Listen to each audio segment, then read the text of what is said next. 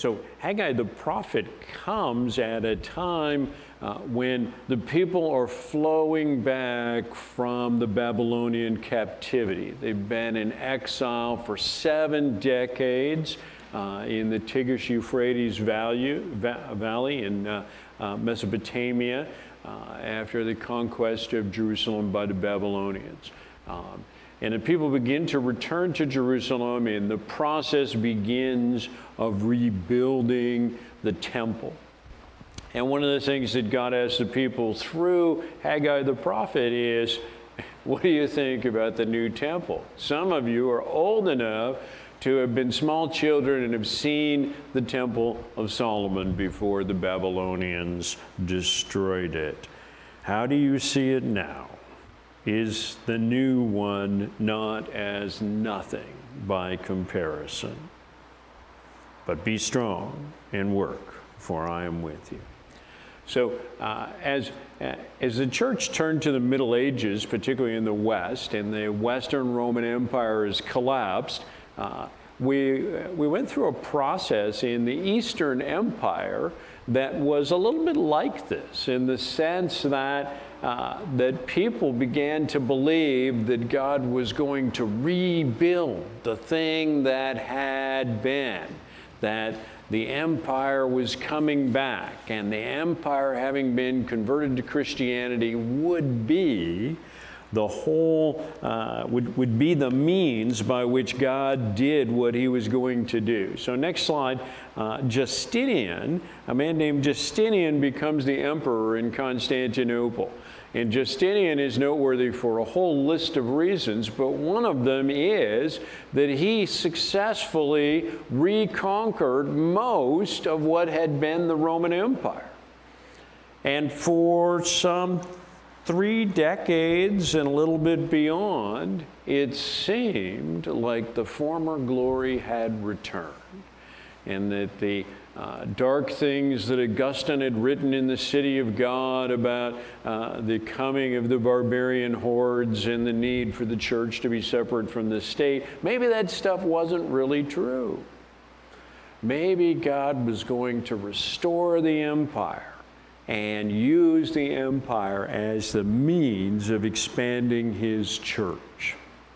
And so Justinian is often known as Justinian the Great, and this picture of Justinian is really significant in this conversation because this is a mosaic from the Church of San Vital at Ravenna, right here in northeastern Italy. And this mosaic was made during Justinian's lifetime. It was almost certainly made by an artist who had seen Justinian face to face and actually knew what he looked like. And so all the way along in this, I keep putting up pictures of people, but the pictures are done by artists centuries later. This is the first time that we have an image of someone that was done contemporaneously, that was done in their lifetime by an artist who actually saw them face to face.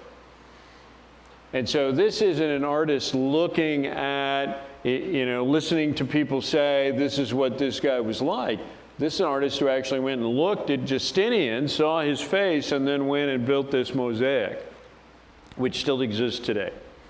And so it's the first picture in this whole story that we have that we know is pretty much what the person really looked like. Everything else is based on tradition and stories and the passed down and what other people said and that sort of thing. In many cases, what the artist believes, what the artist is pushing back into the past.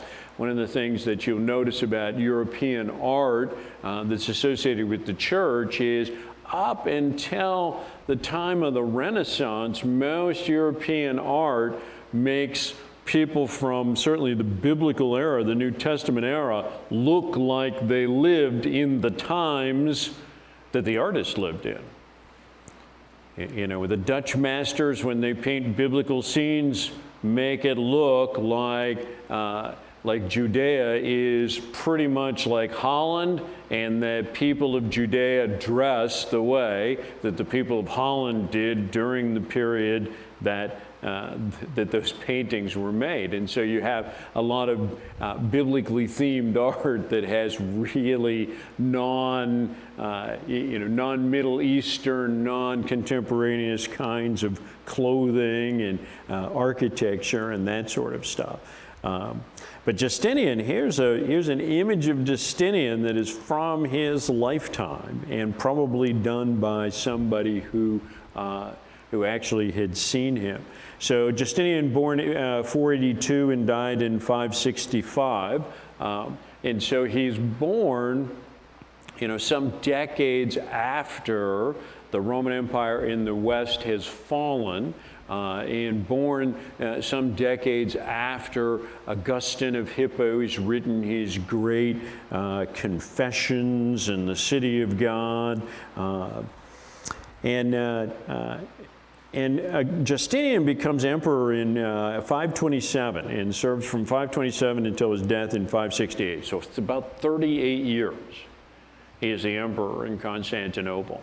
And before he was the emperor, he was sort of the right-hand man to the previous emperor, a guy named Justin, who was a fairly elderly man, and who may have died of something like kind of Alzheimer's disease or something. Justin, in his last couple of years as emperor, there's a lot of reasons to believe that he wasn't entirely mentally there.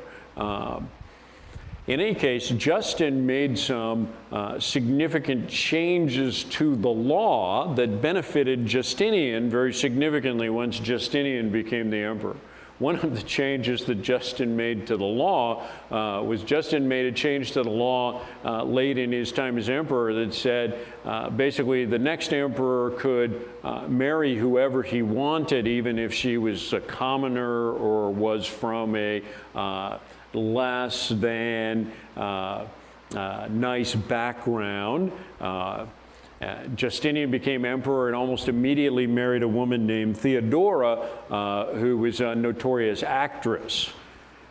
And before about the 19th century, the term actress, going back 2 millennia, is mostly a code for something else other than performing on the stage. In any case, if Justin hadn't changed the law, Justinian would not have been able to marry her.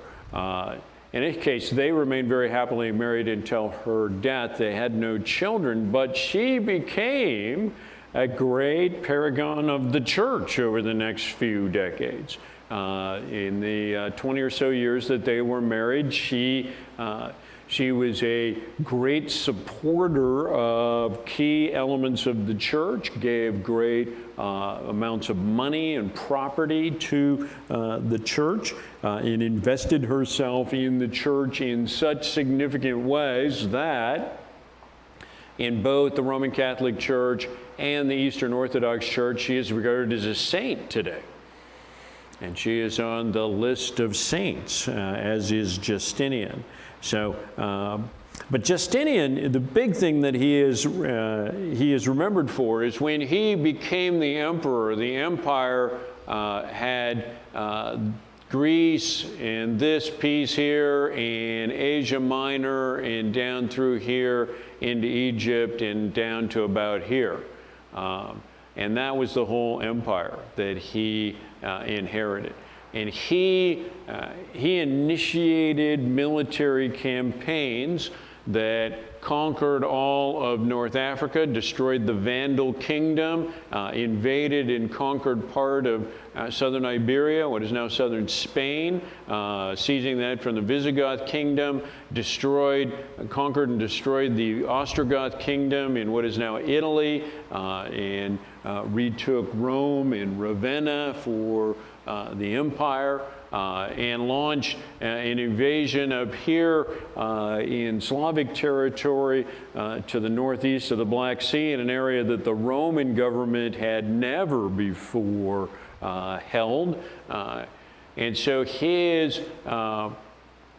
his military campaigns were hugely successful and conquered much of what had been the Roman Empire 2 centuries before. He didn't need to conquer what is now France and this part of Western Germany, which was the kingdom of the Franks, because the Franks had been converted to the faith under King Clovis a few decades before. And so the Franks were regarded as allies. And last week we talked about in what is now the British Isles, Patrick comes from what is now England and goes to Ireland and becomes the great evangelist of Ireland.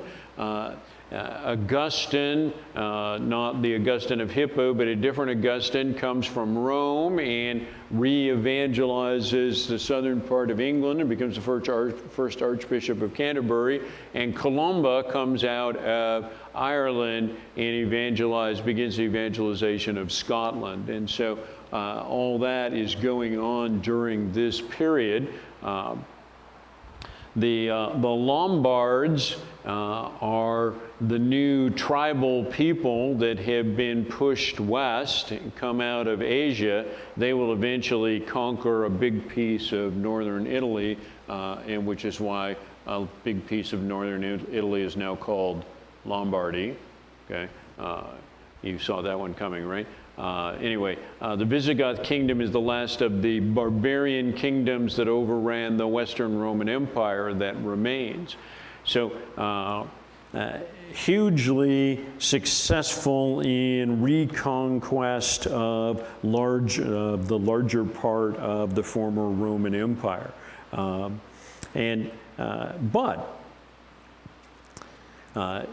First of all, Justinian wasn't a military man and almost never went on campaign. He didn't lead his own armies. He didn't devise much of his own campaigns. He thought strategically and sent generals out to do what he thought needed to be done. He had a couple of very excellent generals. One of his generals, Belisarius, is still remembered and studied today. Belisarius is a guy who led the conquest of the western part of northern Africa and then the destruction of the Ostrogoth kingdom in what is now Italy. He's the guy that took Rome back and Ravenna for the empire. But these were hugely costly wars. And although Belisarius was a great general, he was not particularly efficient with the use of blood and treasure in the things that he did. His campaigns resulted in a lot of deaths and a lot of costs. In fact, this whole area of Western Africa, by the end of this conquest, is significantly depopulated. Most of the Vandal people are killed through the process of this, and you're left with a lot of empty space, a lot of untilled fields and towns and small cities that have no people in them. And so Justinian's stuff is hugely costly. He was a phenomenally effective administrator. So he created a very highly efficient system of taxation. And so he was able to keep the income flowing to pay his huge costs. But in Italy, it's easy to draw lines on the map and say, oh, look, all the stuff that he conquered. But there's a lot of ebb and flow here during this era. And so Italy, driving up and down and back and forth, and fighting goes on for several decades. Milan, which had become the capital of the Western Empire when Rome no longer seemed like the right place.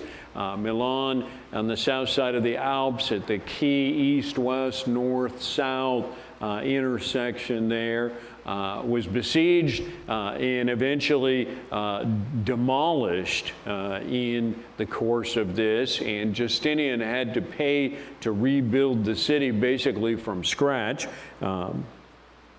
Rome was besieged a couple of times. And in the midst of this, for about the 7-year period from 542 to 549, there's a plague. For the first time in 3 centuries, there's a plague that sweeps across the Mediterranean world. And this is the bubonic plague. This is not the German measles or the smallpox as in the 2nd century and the 3rd century. The 6th century plague is the bubonic plague, and it kills more than 10% of the people in the entire empire. Wow, all these wars and this great expansion is going on, which leads to a shortage of manpower, a shortage of men for the army, and tremendous difficulties making ends meet in terms of the tax base.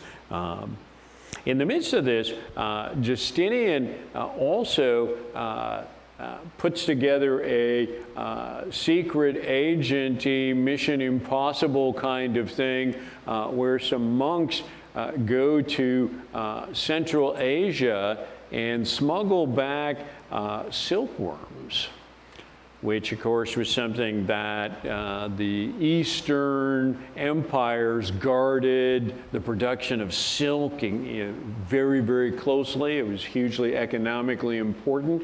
And so the exporting of silkworms was a capital offense, but some guys smuggled out silkworms and brought them back to Constantinople, and Constantinople began producing silk for the next 900 years, and it became a significant part of the economy of what we think of now as the Byzantine Empire. Justinian also spent time rewriting the legal code. He brought the Roman legal code back, all the pieces back together, rewrote, reorganized the whole thing, and it became known as the Justinian Code, the Code of Justinian, the civil law. And he used that to outlaw a lot of pagan practices. He didn't outlaw paganism, but he did use that to outlaw a lot of pagan practices. And the Justinian Code is noteworthy because it's one of the first times in the ancient world that somebody tried to put into law, into the civil code, protections for women.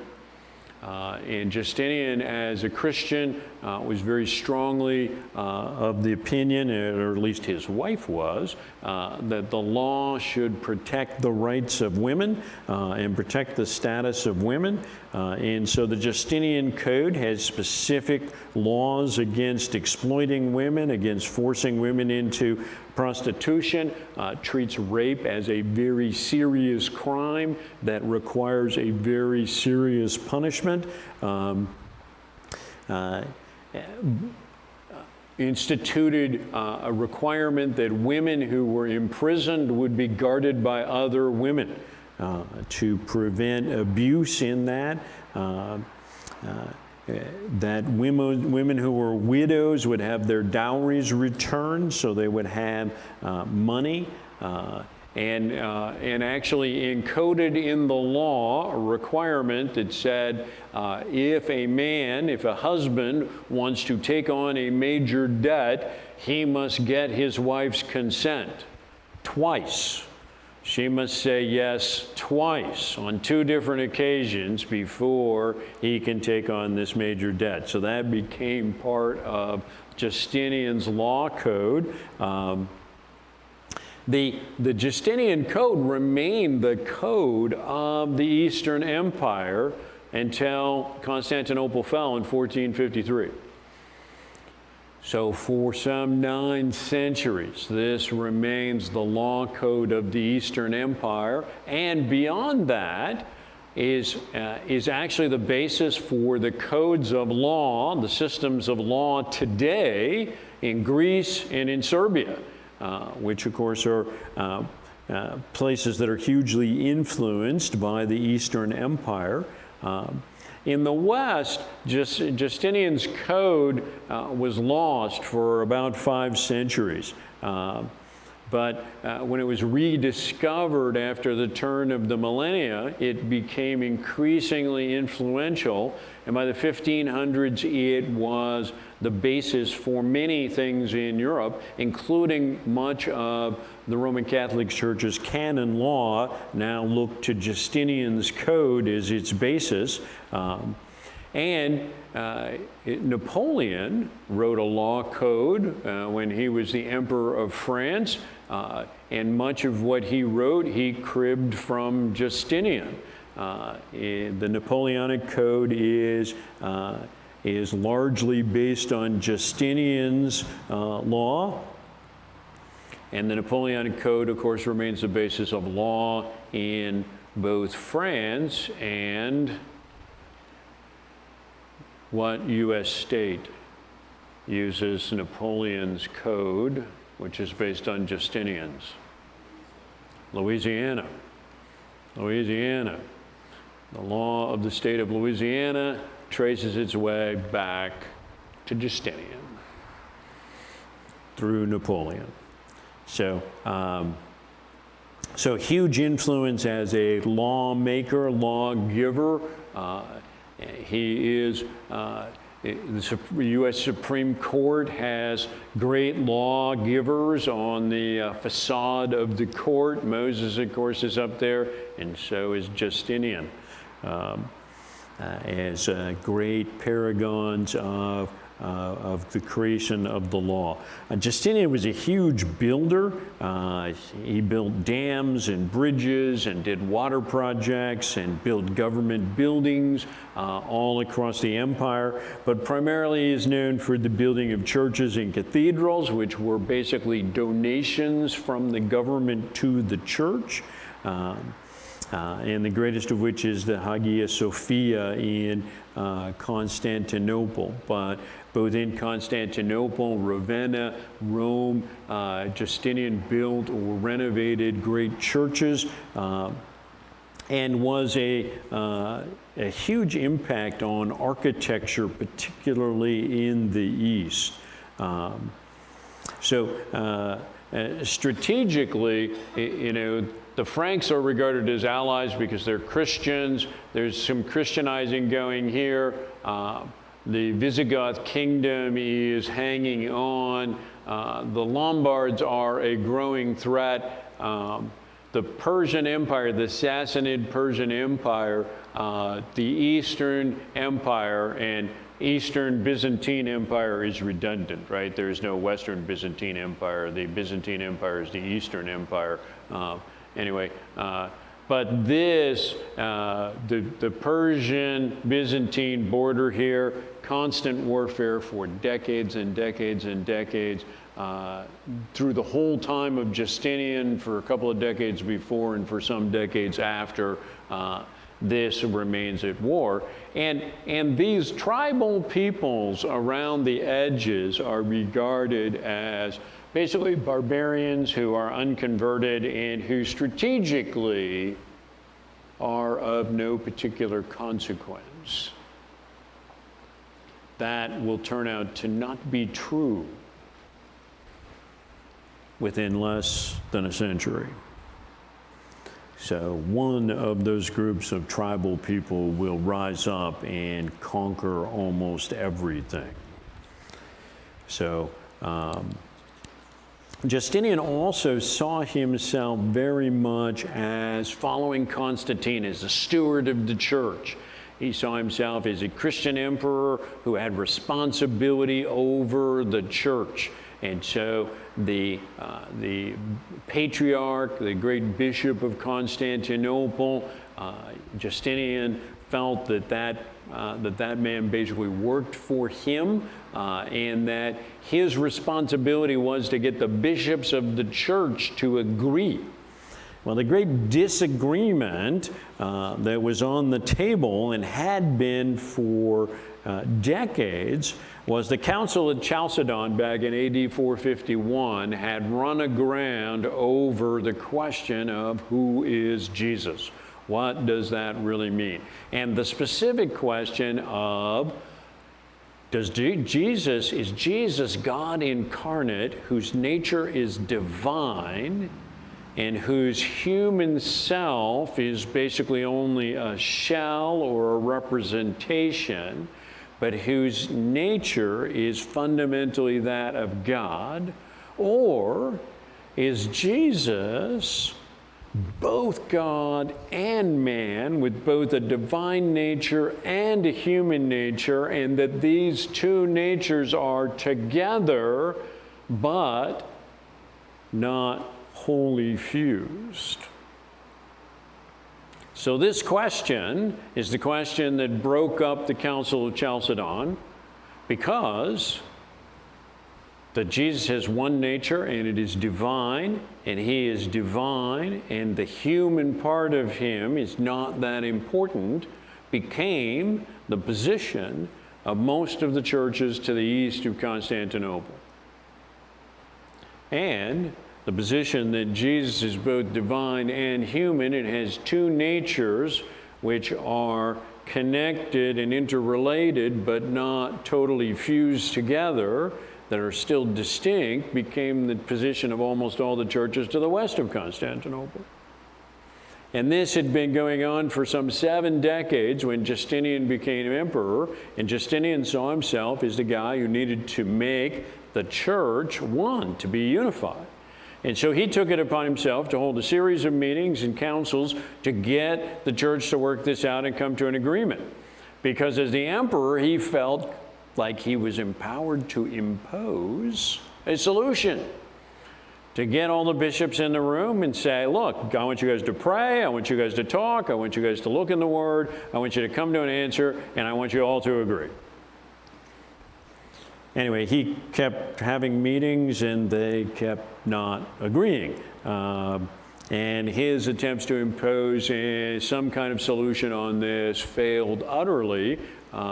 But he put a lot of time and energy into trying to get the bishops from across the church to all agree. And in support of this, he very actively suppressed people that he thought were heretics, people that he thought were outside what the church should be teaching, and became increasingly focused on the church within the boundaries of the empire, and began to ignore. He had issues with the fact that there was a significant church in the Persian Empire, and the Persians were his enemies.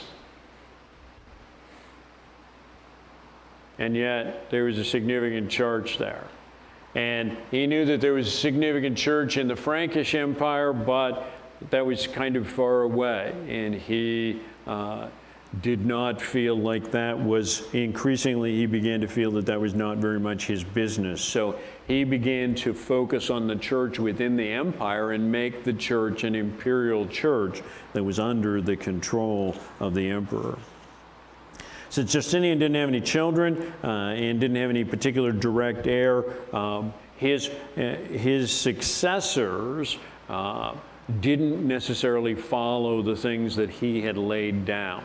His successors were all men who were known to be Christians or believed to be Christians, but this began a long period where the emperor in Constantinople, the new emperor, was often unrelated to the old emperor, and this led to a lot of politicking, and this is why we talk about Byzantine politics anymore, because a lot of emperors became poisoned or otherwise removed so that somebody else could get in. But many of his successors seem to have assumed that the glory days of the empire had returned, that having conquered all this territory, that it would be pretty easy to hold it. And that didn't turn out to be true at all. His successors engaged in very costly wars, as Justinian had, but Justinian's wars produced tax revenue, produced conquered territory, produced safety that allowed for economic activity across the Western Mediterranean. His successors engaged in wars that mostly failed and mostly did not produce value, particularly in terms of tax revenue. Justinian was very good at administration, collecting taxes. The decades after Justinian saw significant decline in administrative capacity and administrative effectiveness of the government of the Eastern Empire. Taxation, tax collection became ineffective. There was a huge growth in corruption. Government services became fairly poor, and the empire entered an age of decline. Today we look at Justinian's reign and think of it as sort of a blip of a brief moment of glory in a long story of decline. But one thing, next slide, one point of glory that remains, Justinian built churches, and the most amazing church that he built was Hagia Sophia, the Church of Holy Wisdom being the Logos, the living Word. This is the Church of the living Word, the Church of Jesus. This church in Constantinople has a great dome and two half domes on either side. It's built on four great piers on the four kind of corners that the dome is constructed on. And it's different than almost any church that had been built before. This was built between 532 and 537, early in the reign of Justinian. And until that time, churches that have been built in the old Roman Empire almost always were built on the basilica model, the long, narrow, with columns and side aisles and the altar up at the front. This is not like that. This is basically a square church under a big dome with side elements that allow you to look into the middle. This is a church where the worship happens in the center, under the center of the dome, surrounded by the people. This is a church in the round. This is a really different way of building and thinking about a church. And so it creates a space where all the focus is to the center, and where there's a great open center, and the Word, the Bible, the great book, would be processed in ceremonially at the beginning of the service. And it would process in and come through the assembled people, held up high, and people would reach out to touch the great Bible that they carried in and carried down to the bishop in the center. And later, at the time of the communion elements would be processed into the church, and they would be carried through the congregation and to the middle, and people all around would see these things coming in. The bishop would preside from the middle. And this created even more of a sense that the service, the worship, the Eucharist, particularly the communion service, was a drama being played out in front of this audience. And in this kind of a situation, this is the interior of Hagia Sophia recently. You've got, in 1453, of course, it was immediately converted into a mosque when the Arab Muslims eventually finally conquered Constantinople, and so you've got Islamic stuff up here. And most of the Christian imagery has either been removed or painted over or plastered over, but it is still a fabulously beautiful interior. And so here's the underside of the great dome, and here's the half dome on one side. And you can see, there's a great chandelier that hangs down here, and, windows on both ends. But, fantastically beautiful, and windows up high, windows down low, windows around the edge of the dome. It was amazingly well lighted for a building of the ancient world. The amount of light that comes into the building is really, really impressive. When the building was finished, Justinian reportedly said, "Solomon, I have surpassed you." So anyway, so this is one of the reasons why later on Dante assigns Justinian to a level in his story where Justinian is assigned to the level of people who did the right thing, but potentially for the wrong reasons.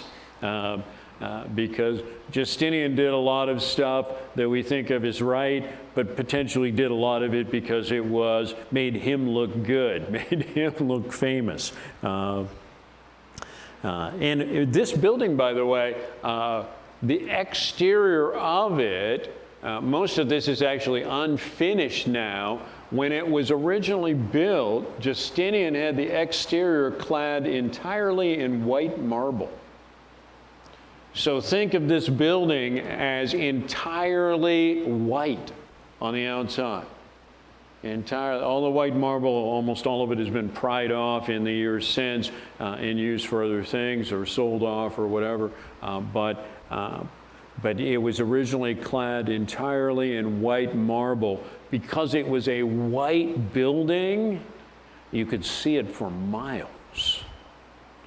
And those who approached Constantinople in ships, it was the first thing that they could see. It was the great white cathedral looming over the city. So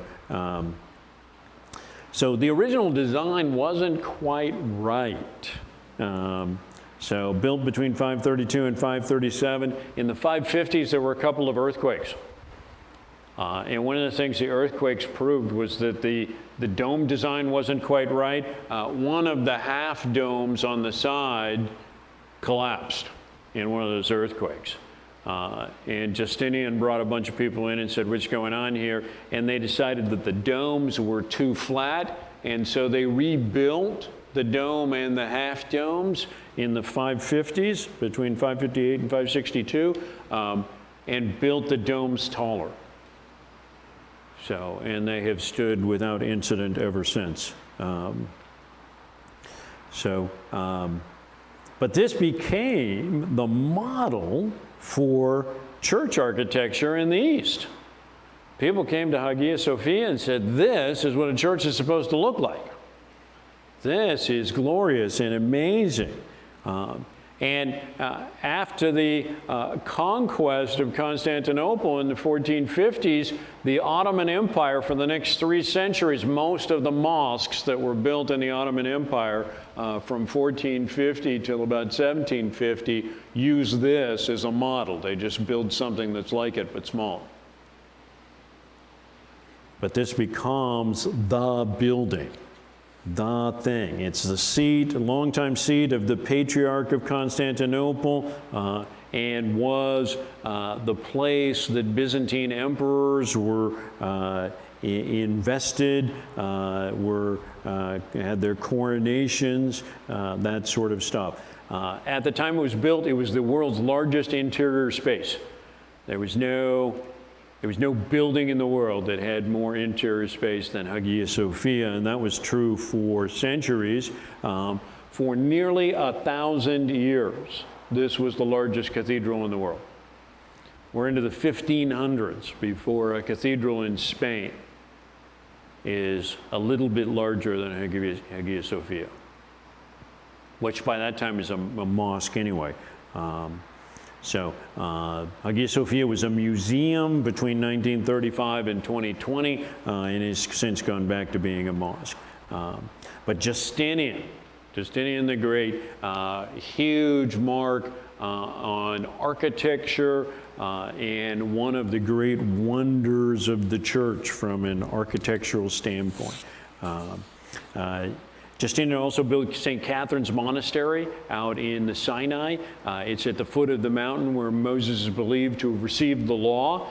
That monastery has been in continuous operation since Justinian founded it, because it's in an isolated place in the Sinai and a lot of stuff has passed it by.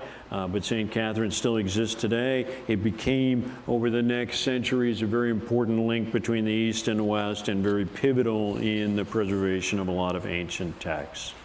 So